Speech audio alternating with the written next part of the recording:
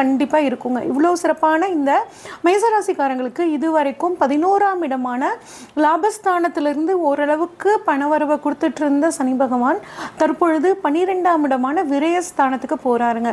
சனி பகவான் இருக்கிற இடத்துக்கான பலன் வந்து பார்த்திங்கன்னா நல்ல பலனை கொடுப்பாருங்க.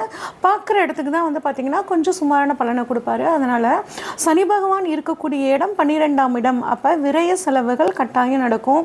அது மீனம் வீடு அப்படிங்கிறனால குருவோட வீடுங்க. குரு பகவான் என்ன பண்ணுவாருன்னா உங்கள் விரய செலவை சுப விரய செலவாக மாற்றி கொடுப்பாரு.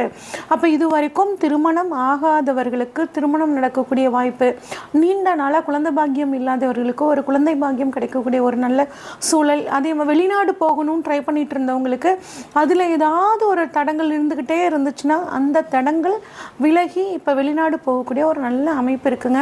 உத்தியோகத்துக்காக ஆன்சைட் போகணும்னு நினைக்கிறவங்களுக்கும் இப்போ வெளிநாடு போகக்கூடிய ஒரு யோகம்.